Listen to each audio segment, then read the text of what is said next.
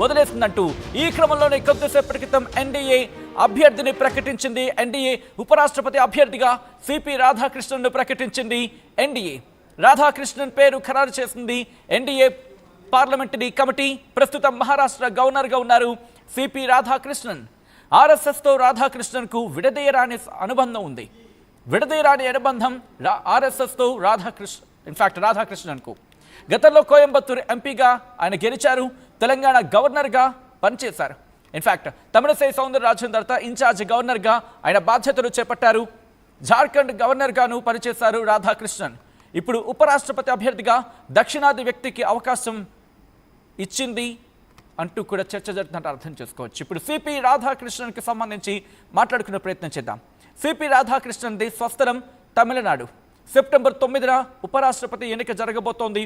రేపు ఉపరాష్ట్రపతిగా నామినేషన్ దాఖలు చేయబోతున్నారు సిపి రాధాకృష్ణన్. హాజరు కాబోతున్నారు ఇటు ఎన్డీఏ నేతలు, మరి ముఖ్యంగా కీలక నేతలు చంద్రబాబు సహా ఎన్డీఏ కీలక నేతలు అందరూ కూడా హాజరు కాబోతున్నట్టుగా తెలుస్తోంది. ఎన్డీఏ బలపరిచిన అభ్యర్థి సిపి రాధాకృష్ణన్, ఎన్డీఏ బలపరిచిన ఉపరాష్ట్రపతి అభ్యర్థి సిపి రాధాకృష్ణన్. డీటెయిల్గా మాట్లాడుకునే ప్రయత్నం చేద్దాం.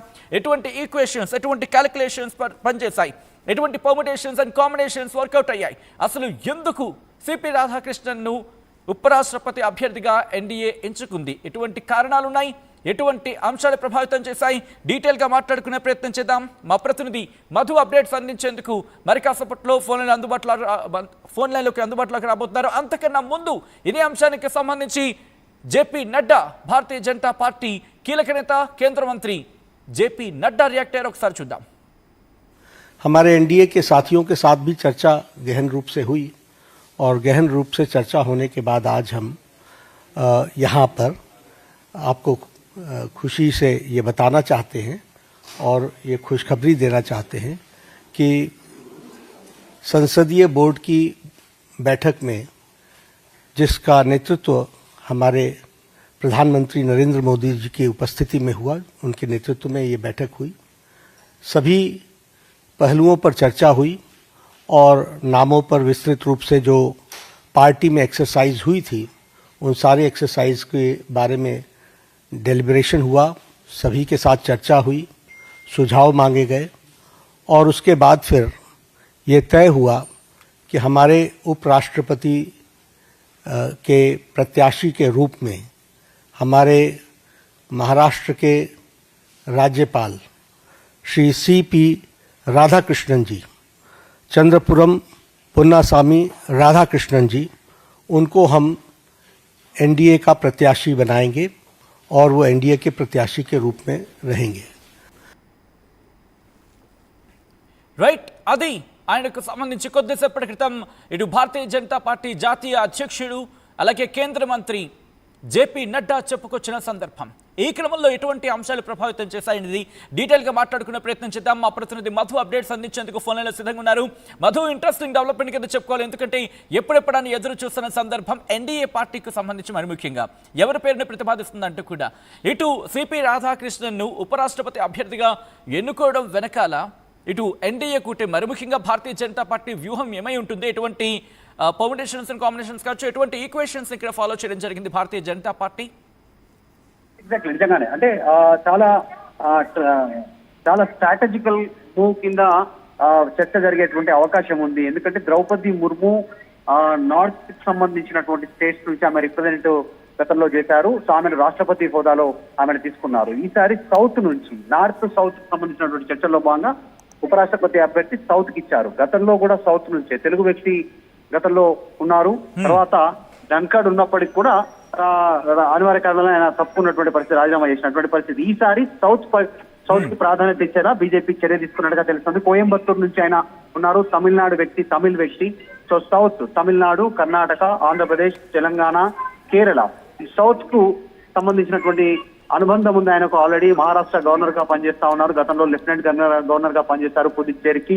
తర్వాత ఇన్ఛార్జ్ గవర్నర్ గా తమిళసై తర్వాత తెలంగాణకు పనిచేస్తారు. సో అనుబంధం ఉంది ఆయనకు. మొత్తం ఓవరాల్ గా సౌత్ కు సంబంధించినటువంటి ప్రాంత నాయకుడిగా ఫ్యూచర్ లో తమిళనాడు పైన కూడా బీజేపీ ఫోకస్ చేస్తా ఉంది. మనం చూస్తా ఉన్నాం ఎట్టి పరిస్థితుల్లో తమిళనాడులో అధికారంలోకి రావాలి, కూటమి నేపథ్యంలోనైనా ఆంధ్రప్రదేశ్ లో ఎట్లయితే వచ్చామో ఆ రకంగానైనా తమిళనాడులో అధికారం చేపట్టాలనేటువంటి బీజేపీ ఆలోచన చేస్తా ఉంది. సో దాంట్లో భాగంగా స్టెప్ తీసుకున్నట్టుగా పొలిటికల్ సర్కిల్లో చర్చ కనుకుంది. దాంట్లో భాగంగానే సిపి రాధాకృష్ణన్, ఆయన మొదటి నుంచి బీజేపీ నాయకుడు. సో ఆయనను ఈ ఉపరాష్ట్రపతి అభ్యర్థిగా ఎంచుకోవడంలో కీలక భూమిక పోషించింది ఈ పార్లమెంటరీకి సంబంధించినటువంటి కమిటీ అనేటువంటిది అభ్యర్థిగా నిర్ణయం తీసుకుంటూ. సో రేపు కీలక భేటీ ఉండే అవకాశం ఉంది. ఎన్డీఏకి సంబంధించినటువంటి నాయకులంతా భేటీగా అవుతారు. మొత్తం ఆయన అఫీషియల్ గా ఆయనకు సంబంధించినటువంటి నామినేషన్ ని ఓకే చేసేటువంటి సిచ్యువేషన్ కనిపిస్తా ఉంది. మొత్తానికి మరొక్కసారి దక్షిణ భారతదేశం నుంచి, సౌత్ ఇండియా నుంచి మరొక వ్యక్తి ఉపరాష్ట్రపతిగా నామినేట్ అయినటువంటి సిచ్యువేషన్. ఆయన పేరు గతంలో ఆయన కోయంబత్తూరుకు సంబంధించినటువంటి ప్రాంతం నుంచి ఎంపీగా కూడా బాధ్యతలు చేసినట్టు, అంటే ఆయన గతంలో పనిచేసినటువంటి అనుభవం ఉంది.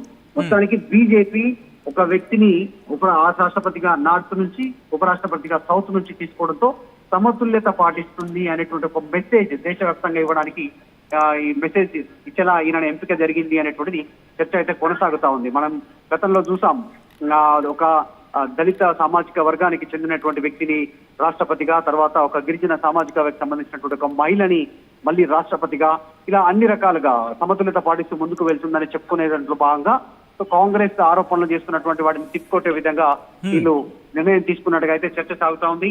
మొత్తానికి మనం చూసాం, చాలా మంది పేర్లు తెరపైకి వచ్చాయి. సౌత్ ఇండియా నుంచి ఈసారి అవకాశం ఉంటుందనేటువంటి చర్చ కూడా జరిగింది. దాంట్లో భాగంగా సౌత్ నుంచి వ్యక్తికే ఈ అవకాశం కల్పించడంతో మొత్తానికి పురుస్తా పడింది.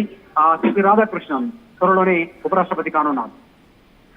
రైట్. సో ఇప్పుడు మాట్లాడుకున్న సందర్భంలో దాదాపుగా ఇటు ఎందుకంటే ఎన్డీఏకి సంబంధించి ఇక ఒక విధంగా చెప్పాలంటే నామినేషన్ దాఖలు చేస్తే కనుక దాదాపుగా ఈయన పేరే ఖరారయ్యే అవకాశం ఉంది. ఎందుకంటే ఆ స్ట్రెంత్ రాజ్యసభకు సంబంధించి మాట్లాడుకునే క్రమంలో ఇటు మరి ముఖ్యంగా ఎన్డీఏకి సంబంధించి బలం గురించి మాట్లాడుకుంటే కాస్త ఎక్కువగా కనిపిస్తున్న చర్చ జరుగుతున్న క్రమంలో ఎటువంటి ఇంపాక్ట్ చూపించే అవకాశం కనిపిస్తుంది. ఎందుకంటే జగదీప్ ధన్కడ్ తర్వాత ఒక వ్యక్తిని ఆ స్థానంలో కూర్చోబెట్టాలంటే కీలకమైన బిల్లులు రాబోతున్నాయి ముందు.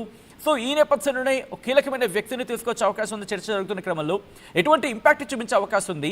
భారతీయ జనతా పార్టీ వ్యూహాత్మకంగానే సిపి రాధాకృష్ణన్ పేరు తెర మీదకి తీసుకొచ్చింది అనుకోవచ్చు ఇక్కడ. 100% ఎగ్జాక్ట్లీ. ఒక రకంగా చూస్తే దీంట్లో ఎంత స్ట్రాటజికల్ మూవ్ అనేటువంటిది, మొదటి నుంచి బీజేపీ వ్యక్తి, తమిళనాడుకి సంబంధించిన వ్యక్తి, ఈ మధ్య కాలంలో తమిళనాడుకి సంబంధించినటువంటి అంశాల్లో కేంద్రం కీలక నిర్ణయాలు తీసుకుంటుంది. అక్కడ అన్నమలైని తప్పించి అక్కడ ఎవరైతే ఏడీఎంకేకి సంబంధించినటువంటి సూచనల మేరకు అన్నా డిఎంకే అక్కడ బీజేపీ అధ్యక్షుడిగా ఉన్నటువంటి అన్నమలైని తప్పించినటువంటి పరిస్థితి. తర్వాత అక్కడ జరుగుతున్నటువంటి పరిణామాలు తమిళ్ కి సంబంధించినటువంటి అంశాలు అన్ని రకాలుగా సంస్కృతి పరంగా కావచ్చు, అభివృద్ధి పరంగా కావచ్చు, తర్వాత చరిత్ర పరంగా కావచ్చు, తమిళనాడుకు పెద్దపీట వేసే కార్యక్రమం చేస్తా ఉన్నారు. నరేంద్ర మోదీ దీక్ష తీసుకున్నటువంటి రోజుల్లో తమిళనాడులోనే ఎక్కువ స్పెండ్ చేశారు. ఆయన దీక్ష అక్కడే ముగిసింది. తర్వాత ఈ మధ్య కాలంలో తమిళనాడులో రెగ్యులర్ గా ఆయన పర్యటిస్తున్నటువంటి సిచ్యువేషన్ కనపడింది. దాంతో పాటు అదే తమిళ వ్యక్తి తెలుగు రాష్ట్రాలకు గవర్నర్ గా పనిచేసినటువంటి, ఇన్ఛార్జ్ గవర్నర్ గా పనిచేసిన అనుభవం ఉంది. పుదుచ్చేరి సంబంధించినటువంటి గవర్నర్ గా పనిచేసినటువంటి అనుభవం ఉంది. ఆల్రెడీ మహారాష్ట్ర గవర్నర్ గా పనిచేస్తా ఉన్నారు.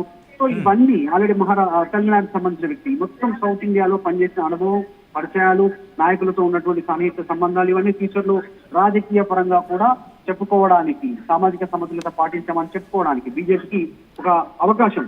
దాంట్లో భాగంగానే ఇది ఒక స్ట్రాటజికల్ ఖచ్చితంగా మూవ్. నిజంగా ప్రతిపక్షాలకు ఇది ఒక దెబ్బ లాంటిది, ఎదురు దెబ్బ లాంటిది. ఈ రోజు ఎన్డీఏ పార్లమెంటరీ కమిటీ తీసుకున్నటువంటి నిర్ణయం, జేపీ నడ్డా కొద్దిసేపటి క్రితం క్లారిటీ ఇచ్చారు కాబట్టి సిపి రాధాకృష్ణన్ నిర్ణయంతో సౌత్ ఇండియాలో బాగా వేయడానికి బీజేపీ ప్లాన్ వేస్తున్నట్టుగా చాలా స్పష్టంగా కనిపిస్తా ఉంది. దాంట్లో భాగంగా ఆయన పేరును పరిశీలనలోకి తీసుకొని ఓకే చేసి అఫీషియల్ గా అనౌన్స్మెంట్ చేసినటువంటి సిచ్యువేషన్ కనిపిస్తుంది. దీనికంటే ముందు ఎన్డీఏలో ఉన్నటువంటి భాగస్వామ్య